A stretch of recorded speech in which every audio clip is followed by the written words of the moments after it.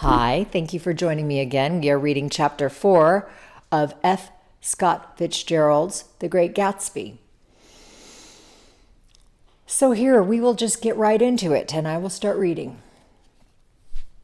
On Sunday morning, while church bells rang in the villages along shore, the world and its mistress returned to Gatsby's house and twinkled hilariously on his lawn. "He's a bootlegger," said the young ladies, moving somewhere between his cocktails and his flowers. "One time he killed a man who found out that he was nephew to von Hindenburg and second cousin to the devil. Reach me a rose, honey, and pour me a last drop into that there crystal glass." Once I wrote down on the empty spaces of a timetable the names of those who came to Gatsby's house that summer. It is an old timetable now, disintegrating at its folds, and headed, "This schedule in effect July 5th, 1922. But I can still read the gray names, and they will give you a better impression than my generalities of those who accepted Gatsby's hospitality and paid him the subtle tribute of knowing nothing whatever about him. From East Egg, then, came the Chester Beckers and the Leaches, and a man named Bunsen, whom I knew at Yale, and Dr. Webster Civet, who was drowned last summer up in Maine, and the Hornbeams, and the Willie Voltaires, and the whole clan named Black Buck, who always gathered in a corner and flipped up their noses like goats at whosoever came neat, and the Ismays, and the Christies, and rather Hubert Arbach, and Mr. Christie's wife, and Edgar Beaver, whose hair, they say, turned cotton white one winter afternoon for no good reason at all. Clarence Endive was from Easter Egg, as I remember. He came only once, in white knickerbockers, and had a fight with a bum named Edie in the garden.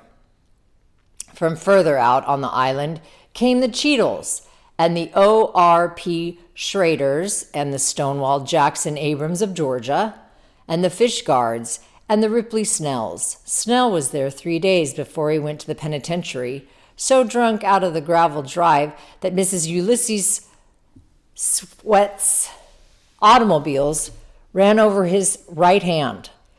The Danceys came too, and S.B. Whitehair, who was well over 60, and Maurice A. Flink, and the Hammerheads, and Beluga, the tobacco importer, and Beluga's girls. From West Egg came the Poles, and the Mulreadys, and Cecil Roebuck, and Cecil Schoen, and Gulick, the state senator, and Newton Orchid, who controlled films par excellence, and Eckhurst, and Clyde Cohen, and Don S. Schwartz, the son, and Arthur McCarty, all connected with the movies in one way or another, and the Catlips, and Bembergs, and E. Earl Muldoon, brother to the Muldoon, who after strangled his wife. De Fontano, the promoter, came there, and Ed Legros, and James B. Rotgut Ferner, and the De Jongs, and Ernest Lilly, they came to gamble. And when Ferret wandered into the garden, it meant he was cleaned out, and Associated Traction would have to fluctuate profitable next day. A man named Kip Springer was there so often and so long that he became known as the Boarder. I doubt if he had any other home. Of theatrical people, there was Gus Ways and Horace O'Donovan and Lester Mayer and George Duckweed and Francis Bull. Also from New York were the Chromes and the Backisons and the Denekers and Russell Berry and the Corrigans and the Kellers and the Dews and the Scullys and S.W. Becker and the Smirks and the young Quinns, divorced now, and Henry L. Palmetto, who killed himself by jumping in front of a subway train in Times Square. Benny McClanahan arrived always with 4 girls. They were never quite the same ones in physical person, but they were so identical, one with the other, that it inevitably seemed that they had been there before. I have forgotten their names. Jacqueline, I think, or else Consuela, or Gloria, or Judy, or June. And their last names were either the melodious names of flowers and months, or the sterner ones of the greater American capitalists, whose cousins, if pressed, they would confess themselves to be. In addition to all these, I can remember that Faustina O'Brien came there at least once, and the Bucher girls, and young Brewer, who had his nose shot off in the war, and Mr. Eckelbergersberg, and Miss Haig, his fiancée, and Ardita Fitzpeters, and Mr. P. Jewett, once head of the American Legion, and Miss Claudia Hip, with a man reputed to be her chauffeur, and a prince of something whom we called Duke, and whose name, if I ever knew it, I have forgotten.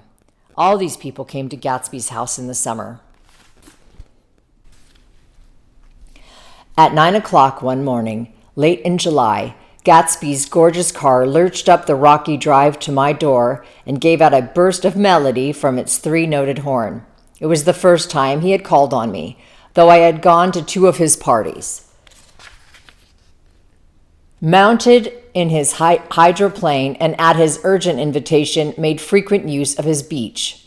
"Good morning, old sport. You're having lunch with me today, and I thought we'd ride up together." He was balancing himself on the dashboard of his car with that resourcefulness of movement that is so peculiarly American. That comes, I suppose, with the absence of lifting work or rigid sitting in youth, and even more with the formless grace of our nervous, sporadic games. This quality was continually breaking through his punctilious manner in the shape of restlessness. He was never quite still. There was always a tapping foot somewhere or the impatient opening and closing of a hand. He saw me looking with admiration at his car. "It's pretty, isn't it, old sport?" He jumped off to give me a better view. "Haven't you ever seen it before?" I'd seen it. Everybody had seen it. It was a rich cream color, bright with nickel, swollen here and there in its monstrous length with triumphant hat boxes and supper boxes and tool boxes, and terraced with a labyrinth of windshields that mirrored a dozen suns, sitting down behind many layers of glass in a sort of green leather conservatory. We started to town. I had talked with him perhaps half a dozen times in the past month and found, to my disappointment, that he had little to say. So my first impression, that he was a person of some undefined consequence, had gradually faded, and he had become simply the proprietor of an elaborate roadhouse next door. And then came that disconcerting ride. We hadn't reached West Egg Village before Gatsby began leaving his elegant sentences unfinished and slapping himself indecisively on the knee of his caramel-colored suit. "Look here, old sport," he broke out surprisingly. "What's your opinion of me anyhow?" A little overwhelmed, I began to generalize evasions which that question deserves. "Well, I'm going to tell you something about my life," he interrupted. "I don't want you to get a wrong idea of me from all these stories you hear." So he was aware of the bizarre accusations that flavored conversations in his halls. "I'll tell you God's truth." His right hand suddenly ordered divine retribution to stand by. "I am the son of some wealthy people in the Middle West, all dead now. I was brought up in America, but educated at Oxford, because all my ancestors have been educated there for many years. It is a family tradition." He looked at me sideways, and I knew why Jordan Baker had believed he was lying. He hurried the phrase "educated at Oxford," or swallowed it, or choked on it, as though it had bothered him before. And with this doubt, his whole statement fell to pieces, and I wonder if there wasn't something a little sinister about him after all. "What part of the Middle West?" I inquired casually. "San Francisco." "I see. My family all died, and I came into a good deal of money." His voice was solemn, as if the memory of that sudden extinction of a clan still haunted him.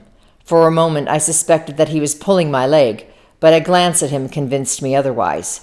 After that I lived like a young Rajah in all the capitals of Europe, Paris, France, Rome, collecting jewels, chiefly rubies, hunting big game, painting a little, things for myself only, and trying to forget something very sad that had happened to me long ago. With an effort, I managed to restrain my incredulous laughter. The very phrases were worn so threadbare that they evoked no image except that of a turbaned character, leaking sawdust at every pore as he pursued a tiger through the Bois de Boulogne. Then came the war, old sport. It was a great relief, and I tried very hard to die. But I seemed to bear an enchanted life. I accepted a commission as first lieutenant when it began. In the Argonne Forest, I took 2 machine gun detachments so far forward that there was half a mile gap on either side of us where the infantry couldn't advance. We stayed there 2 days and 2 nights, 130 men with 16 Lewis guns, and when the infantry came up at last, they found the insignia of 3 German divisions among the piles of dead. I was promoted to be a major, and every Allied government gave me a decoration, even Montenegro, little Montenegro down on the Adriatic Sea. Little Montenegro, he lifted up the words and nodded at them with his smile. The smile comprehended Montenegro's troubled history and sympathized with the brave struggles of the Montenegrin people. It appreciated fully the chain of national circumstances which had elicited this tribute from Montenegro's warm little heart.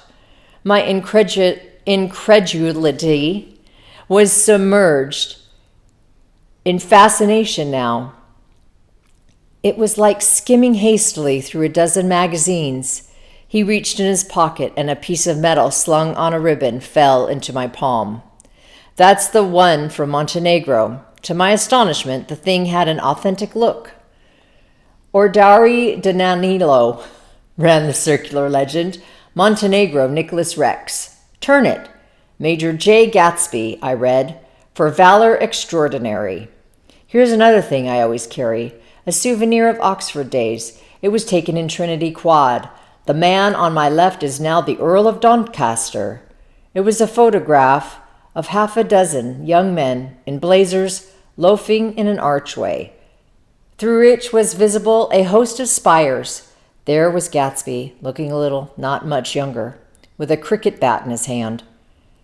Then it was all true. I saw the skins of tigers flaming in his palace on the Grand Canal. I saw him opening a chest of rubies to ease, with their crimson-lighted depths, the gnawing of his broken heart.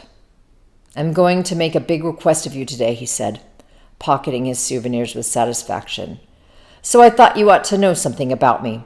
I didn't want you to think I was just some nobody. You see, I usually find myself among strangers because I drift here and there, trying to forget the sad things that happened to me, he hesitated. You'll hear about it this afternoon. At lunch? No, this afternoon I happened to find out that you're taking Miss Baker to tea. Do you mean you're in love with Miss Baker? No, old sport, I'm not. But Miss Baker has kindly consented to speak to you about this matter. I hadn't the faintest idea what this matter was, but I was more annoyed than interested. I hadn't asked Jordan to tea in order to discuss Mr. J. Gatsby. I was sure the request would be something utterly fantastic, and for a moment I was sorry I'd ever set foot upon his overpopulated lawn. He wouldn't say another word. His correctness grew on him as we neared the city. We passed Port Roosevelt, where there was a glimpse of red-belted ocean-going ships, and sped along a cobbled slum lined with the dark, undeserved saloons of the faded gilt 1900s. Then the Valley of Ashes opened up on both sides of us, and I had a glimpse of Mrs. Wilson straining at the garage pump with panting vitality as we went by. With fenders spread like wings, we scattered light through half Astoria. Only half, for as we twisted among the pillars of the elevated, I heard the familiar jug-jug spat of a motorcycle, and a frantic policeman rode alongside. All right, old sport, called Gatsby. We slowed down, taking a white card from his wallet. He waved it before the man's eyes. Right you are, agreed the policeman, tipping his cap. Know you next time, Mr. Gatsby. Excuse me. What was that? I inquired. The picture of Oxford? I was able to do the commissioner a favor once, and he sends me a Christmas card every year. Over the great bridge with the sunlight through the girders, making a constant flicking upon the moving cars, with the city rising up across the river in white heaps and sugar lumps, all built with a wish out of non-olfactory money. The city scene from the Queensboro Bridge is always the city scene for the first time. In its first wild promise of all the mystery and the beauty in the world, a dead man passed us in a hearse heaped with blooms, followed by 2 carriages with drawn blinds, and by more cheerful carriages for friends. The friends looked out at us with the tragic eyes and short upper lips of southeastern Europe, and I was glad that the sight of Gatsby's splendid car was included in their somber holiday. As we crossed Blackwell's Island, a limousine passed us, driven by a white chauffeur, in which sat 3 modish Negroes, 2 bucks and a girl. I laughed aloud as the yolks of their eyeballs rolled towards us in haughty rivalry. Anything can happen now that we've slid over this bridge, I thought. Anything at all. Even Gatsby could happen without any particular wonder. Roaring noon in a well-fanned 42nd Street cellar, I met Gatsby for lunch. Blinking away the brightness of the street, my eyes picked him out obscurely in the afternoon. Oh, wait, I'm sorry, I apologize. Hold on. Roaring noon in a well-fanned 42nd Street cellar, I met Gatsby for lunch. Blinking away the brightness of the street outside, my eyes picked him out obscurely in the anteroom, talking to another man. Mr. Carraway, this is my friend, Mr. Wolfsheim. A small, flat-nosed Jew raised his large head and regarded me with 2 fine growths of hair, which luxuriated in either nostril. After a moment, I discovered his tiny eyes in the half-darkness. So I took one look at him, said Mr. Wolfsheim, shaking my hand earnestly. And what do you think I did? What? I inquired politely, but evidently he was not addressing me, for he dropped my hand and covered Gatsby with his expressive nose. I handed the money to Catspaw, and I said, "All right, Catspaw, don't pay him a penny till he shuts his mouth." He shut it then and there. Gatsby took an arm of each of us and moved forward into the restaurant, whereupon Mr. Wolfsheim swallowed a new sentence he was starting and lapsed into a somnambulatory abstraction. "Highballs?" asked the head waiter. "This is a nice restaurant here," said Wolfsheim, looking at the Presbyterian nymphs on the ceiling, "but I like across the street better." "Yes, highballs," agreed Gatsby, and then to Mr. Wolfsheim, "It's too hot over there." "Hot and small, yes," said Mr. Wolfsheim, "but full of memories." "What place is that?" I asked. "The old Metropole," said Gatsby. "The old Metropole," brooded Mr. Wolfsheim gloomily, "filled with faces dead and gone, filled with friends gone now forever. I can't forget so long as I live the night they shot Rosie Rosenthal there. It was 6 of us at the table, and Rosie had eaten and drank a lot that evening." When it was almost morning, the waiter came up to him with a funny look and says somebody wants to speak to him outside. "All right," says Rosie, and begins to get up, and I pull him down in his chair. "Let the bastards come in here if they want you, Rosie, but don't you, so help me, move outside this room." It was 4 o'clock in the morning then, and if we'd have raised the blinds, we'd have seen daylight.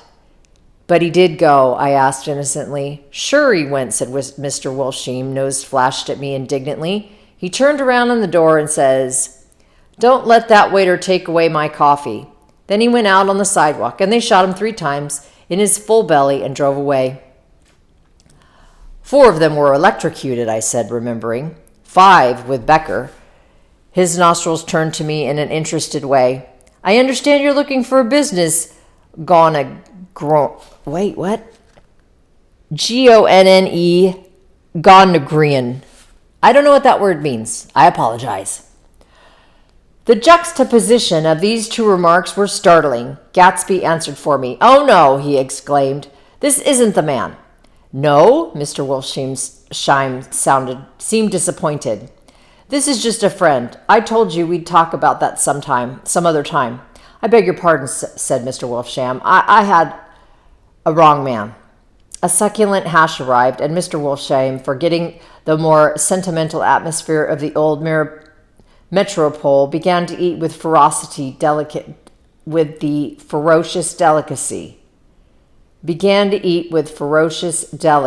Thank you. His eyes, meanwhile, roved very slowly all around the room. He completed the arc by turning to inspect the people directly behind. I think that, except for my presence, he would have taken one short glance beneath our own table. "Look here, old sport," said Gatsby, leaning toward me. "I'm afraid I made you a little angry this morning in the car." There was the smile again, but this time I held out against it. "I don't like mysteries," I answered, "and I don't understand why you won't come out frankly and tell me what you want. Why has it all got to come through Miss Baker?" "Oh, it's nothing underhand," he assured me. "Miss Baker's a great spokeswoman, you know, and she'd never do anything that wasn't all right." Suddenly he looked at his watch, jumped up, and hurried from the room, leaving me with Mr. Wolfsheim at the table. "He has no telephone," said Mr. Wolfsheim. Wolfsheim. Mr. Wolfsheim at the table. "He has no telephone," said Mr. Wolfsheim, following him with his eyes. "Fine fellow, isn't he? Handsome to look at and a perfect gentleman." "Yes." "He's an Oxford man." "Oh," so he pronounces it in a weird accent. F. Scott Fitch, he's difficult to read, especially out loud. Oh my goodness. Okay, here we go. "He went to Oxford College in England, you know, Oxford College." "I've heard of it." "It's one of the most famous colleges in the world." "Have you known Gatsby for a long time?" I inquired. "Several years," he answered in a gratified way.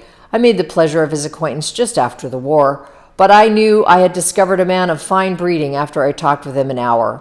I said to myself, there's the kind of man you'd like to take home and introduce to your mother and sister." He paused. "I see you're looking at my cuffs buttons." I hadn't been looking at them, but I did now. They were composed of oddly familiar pieces of ivory. "Finest specimens of human molars," he informed me. "Well," I inspected them. "That's a very interesting idea." "Yeah." He flipped his sleeves up under his coat. "Yeah, Gatsby's very careful about women. He would never so much as look at a friend's wife." When the subject of this instinctive trust returned to the table and sat down, Mr. Wolfsheim drank his coffee with a jerk and got to his feet. "I have enjoyed my lunch," he said, "and I'm going to run off from you two young men before I outstay my welcome." "Don't hurry, Meyer," said Gatsby without enthusiasm. Mr. Wolfsheim raised his hand in a sort of benediction. "You're very polite, but I belong to another generation," he announced solemnly. "You sit here and discuss your sports and your young ladies and your—" he supplied an imaginary noun with another wave of his hand. "As for me, I'm 50 years old, and I won't impose myself on you any longer." As he shook hands and turned away, his tragic nose was trembling. I wonder if I had said anything to offend him. "He becomes very sentimental sometimes," explained Gatsby. "This is one of his sentimental days. He's quite a character around New York, a denizen of Broadway." "Who is he, anyhow? An actor?" "No." "A dentist?" Meyer Wolfsheim? "No, he's a gambler." Gatsby hesitated, then oddly added coolly, "He's the man who fixed the World Series back in 1919. "Fixed the World Series?" I repeated. The idea staggered me. I remembered, of course, that the World Series had been fixed in 1919, but if I had thought of it at all, I would have thought of it as a thing that merely happened, the end of some inevitable chain. It never occurred to me that one man could start to play with the faith of 50 million people, with the single-mindedness of a burglar blowing a safe. "How did he happen to do that?" I asked for a minute. "He just saw the opportunity." "Why isn't he in jail?" "They can't get him, old sport. He's a smart man." I insisted on paying the check. As the waiter brought my change, I caught sight of Tom Buchanan across the crowded room. "Come along with me for a minute," I said. "I've got to say hello to someone." When he saw us, Tom jumped up and took half a dozen steps in our direction. "Where have you been?" he demanded eagerly. "Daisy's furious because you haven't called up." "This is Mr. Gatsby, Mr. Buchanan." They shook hands briefly, and a strained, unfamiliar look of embarrassment came over Gatsby's face. "How have you been, anyhow?" demanded Tom of me. "How do you happen to come up this far to eat?" "I've been having lunch with Mr. Gatsby." I turned towards Mr. Gatsby, but he was no longer there. One October day in 1917, said Jordan Baker that afternoon, sitting up very straight on a straight chair in the tea garden at the plaza, I was walking along from one place to another, half on the sidewalks and half on the lawns. I was happier on the lawns because I had no shoes from England with rubber knobs on the soles that bit into the soft ground. I had on a new plaid skirt, also that blew a little in the wind, and whenever this happened, the red, white, and blue banners in front of the house stretched out stiff and said tut, tut, tut in a disproving way. The largest of the banners and the largest of the lawns belonged to Daisy Fay's house. She was just 18, 2 years older than me, and by far the most popular of all the young girls in Louisville. She dressed in white and had a long white roadster, and all day long the telephone rang in her house, and excited young officers from Camp Taylor demanded the privilege of monopolizing her that night. Anyways, for an hour. When I came opposite her house that morning, her white roadster was beside the curb, and she was sitting in it with a lieutenant I had never seen before. They were so engrossed in each other that she didn't see me until I was 5 feet away. "Hello, Jordan," she called unexpectedly. "Please come here." I was flattered that she wanted to speak to me because of all the other girls I admired her most. She asked me if I was going to the Red Cross and make bandages. I was. Well then, would I tell them that she couldn't come that day? The officer looked at Daisy while she was speaking in a way that every young girl wants to be looked at sometime. And because it seemed romantic to me, I have remembered that incident ever since.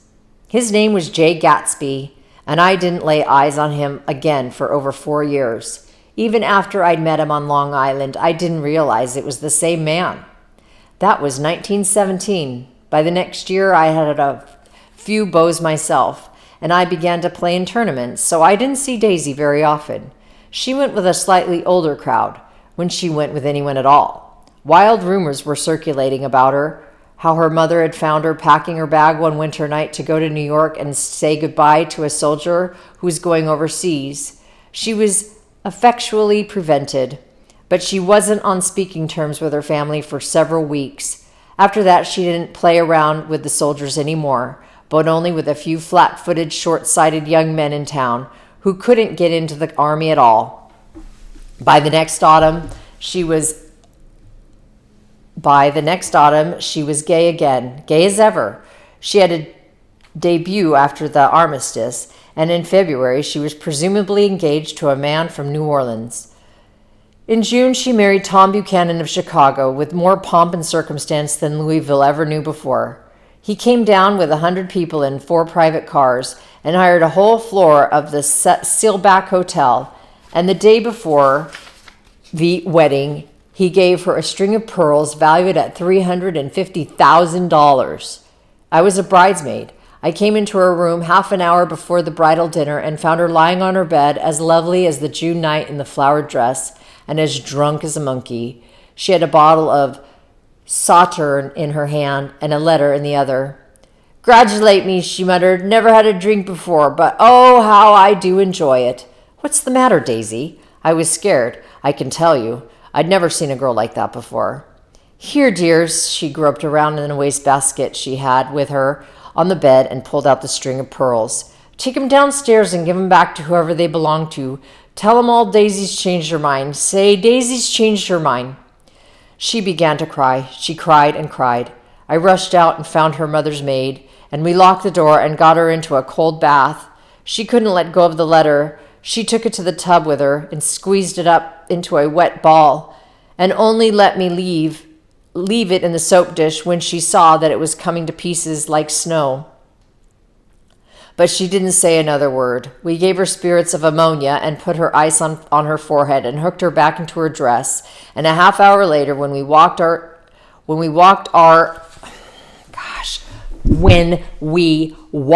out of the room, the pearls were around her neck, and the incident was over.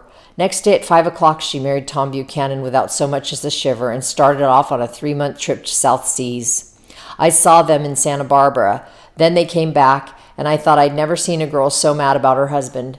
If he left the room for a minute, she'd look around uneasily and say, "Where's Tom gone?" and wear the most abstracted expression until she saw him coming in the door. She used to sit on the sand with his head in her lap by the hour, rubbing his fingers over her eyes and looking at him with unfathomable delight. It was touching to see them together. It made me laugh in a hushed, fascinated way. That was in August, a week after I left Santa Barbara. Tom ran into a wagon on the Ventura Road one night. I don't like this. And ripped a front wheel off his car. The girl who was with him got into the papers too because her arm was broken. She was one of the chambermaids in the Santa Barbara hotel. The next day, Daisy had her little girl, and they went to France for a year. I saw them one spring in Cannes and later in Deauville. And then they came back to Chicago to settle down. Daisy was popular in Chicago, as you know. They moved with a fast crowd, all of them young and rich and wild. But she came out with an absolute perfect reputation. Perhaps because she doesn't drink. It's a great advantage not to drink among hard-drinking people. You can hold your tongue, and moreover, you can time any little irregularity of your own so that everybody else is so blind that they don't care or see. Perhaps Daisy never went in for amour at all. And yet there's something in that voice of hers. Well, oh my God, this is the longest chapter. Here we go. We're almost done. Almost done, everyone. This is a very long chapter. Perhaps Daisy never went in for amour at all. And yet there's something in that voice of hers. Well, about 6 weeks ago, she heard the name Gatsby for the first time in years. It was when I asked you, do you remember if you knew Gatsby in West Egg? After you had gone home, she came into my room and woke me up and said, "What Gatsby?" And then I described him. I was half asleep. She said in the strangest voice that it must be the man she used to know. It wasn't until then that I connected this Gatsby with the officer in her white car. When Jordan Baker had finished telling me all this, we had left the plaza for half an hour and were driving in a Victoria through Central Park. The sun had gone down behind the tall apartments of the movie stars in West 50s, and clear voices of children, already gathered like crickets on the grass, rose through the hot twilight. I'm the Sheik of Araby. Your love belongs to me. At night when you're asleep, into the tent I'll creep. It was a strange coincidence, I said, but it wasn't a coincidence at all. Why not? Gatsby bought that house so that Daisy would be just across the bay. Then it had not been merely the stars to which he had aspired on that June night. He came alive to me, delivered suddenly from the womb of his purposeless splendor. He wants to know, continued Jordan, if you'll invite Daisy to your house some afternoon and then let him come over. The modesty of the demand shook me. He had waited 5 years and bought a mansion where he dispensed starlight and casual moths so that he could come over some afternoon to a stranger's garden. Did I have to know all this before he could ask just a few little things? He's afraid. He's waited so long. He thought you might be offended. You see, he's a regular tough underneath it all. Something worried me. Why didn't he ask you to arrange a meeting? He wants her to see his house, she explained, and your house is right next door. Oh, I think he have expected her to wander into one of his parties some night, went on Jordan, but she never did. Then he began asking people casually if they knew her, and I was the first one he found. It was that night he sent for me at his dance, and you should have heard the elaborate way he worked up to it. Of course, I immediately suggested a luncheon in New York, and I thought he'd go mad. I don't want to do anything out of the way, he kept saying. I want to see her right next door. Then I said you were a particular friend of Tom's. He started to abandon the whole idea. He doesn't know very much about Tom, though he says he's read a Chicago paper for years just on the chance of catching a glimpse of Daisy's name. It was dark now, and as we dipped under a little bridge, I put my arm around Jordan's golden shoulder and drew her toward me and asked her to dinner. Suddenly, I wasn't thinking of Daisy and Gatsby anymore, but of this clean, hard, limited person who dealt in universal skepticism and who leaned back jauntily just within the circle of my arm. A phrase began to beat in my ears with a sort of heady excitement. There are only the pursued, the pursuing, the busy, and the tired. Ha ha ha, that's true. And Daisy ought to have something in her life, murmured Jordan to me. Does she want to see Gatsby? She's not to know about it. Gatsby doesn't want her to know. You're supposed to invite her to tea. We passed a barrier of dark trees and then the facade of 59th Street. A block of delicate pale light beamed down into the park. Unlike Gatsby and Tom Buchanan, I had no girl whose disembodied voice floated along the dark cornices and blinding signs, and so I drew up the girl beside me, tightening my arms. Her wan, scornful mouth smiled, and so I drew her up again closer, this time to my face. Oh my gosh. That was really long. F. Scott Fitzgerald, okay, he's like a poet when he writes. I mean, he just talks about how he kisses her. Instead of saying, I kissed her, he says, so I drew her up again. I mean, I don't know. It's a lot. It's a lot. But besides his writing, let's talk about the story. I mean, they set up Tom to be the biggest prick, right? He's an ass. Daisy, it seems like Gatsby doesn't want her to put herself in a situation. It has to be like where she didn't know, right? So that she's not this immoral person, like she's not meeting somebody, even though she's a married woman. It's just all like, oh my gosh, it's fate. It's fate. So Gatsby's setting it up like that, right? But it is weird that this guy who's so rich and obviously nice looking, I just cannot get over Daisy, who is married, who made a terrible decision, who has a horrible husband. I would just divorce his ass. But I guess they just didn't do that back then. But he sure cheats a lot on her. I mean, does Daisy have a venereal disease? I'd be curious about that. Crabs? Maybe? Daisy's got crabs? I don't know. F. Scott Fitzgerald doesn't really say, but I bet if he did, it'd be a poem about it, about crabs and pubes. She had crabs in her pubes, but he wouldn't say it like that. Anyway, thank you for joining. Okay, bye.